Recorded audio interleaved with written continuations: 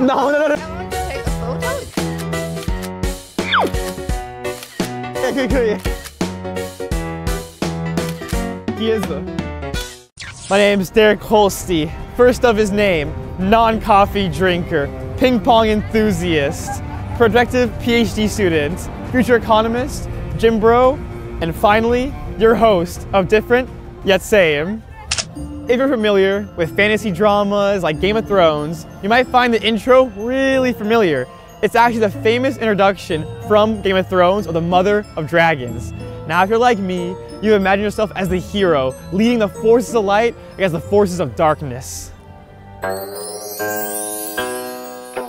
Have you ever seen traditional Chinese outfits like this on Netflix or YouTube? Like Game of Thrones, China has their own versions of fantasy dramas called Wuxia drama. Now, they do have different settings and different themes than the Western ones, but they both have a large audience in China and around the world. If you search Chinese fantasy drama on YouTube, you will see many hits with extremely high views. Many single episodes have exceeded over 1 million views. What's nice is they also add English subtitles, so anyone can watch it. For example, these are the ones I searched for: Destined, My Journey to You, and The World of Fantasy. It's kind of a straightforward name. On Chinese social media, you will also see many posts from Chinese students studying abroad, saying that their friends or colleagues or even people that they see in the library are binge watching Chinese fantasy dramas. You know, China, it's not just known for its dramas and TV series. It also has amazing martial arts novels and fantasy novels.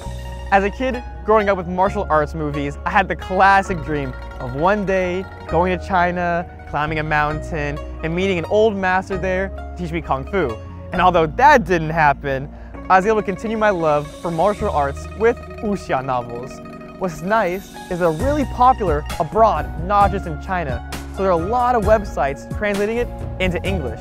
Another really cool thing is there are so many boards online talking about it. One, for example, is on Reddit. So many people are talking about Wuxia, so I can keep up with it. Western fantasies have become so popular, like Game of Thrones, which I mentioned earlier.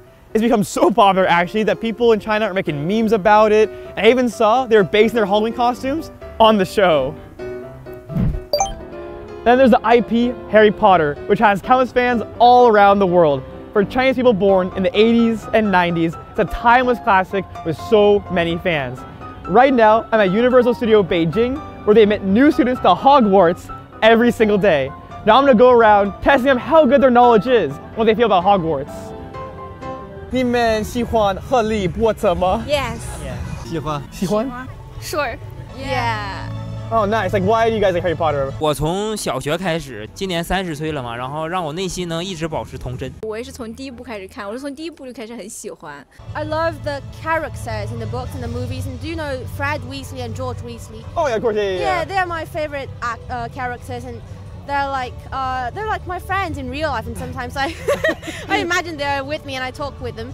And 我也很喜欢，就是他塑造的整个世界观，就是创造一个魔法世界，让你在现实中有失意的时候，可以有一个港湾吧，有一个精神的避风港。Say my dear。对你呀。Say my dear。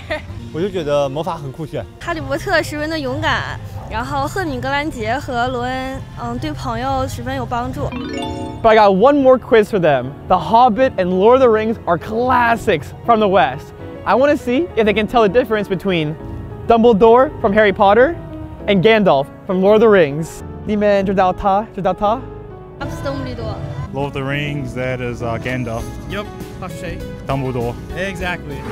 For my final analysis, whether it's an Eastern drama / fairy or a Western adventure, they both use the imagination to show how you can save the world with magic or travel across the world with swords and martial arts. Another thing, not only does it enrich people's lives, but it makes people want to learn about others' cultures. I know so many Chinese people who use English movies to learn English.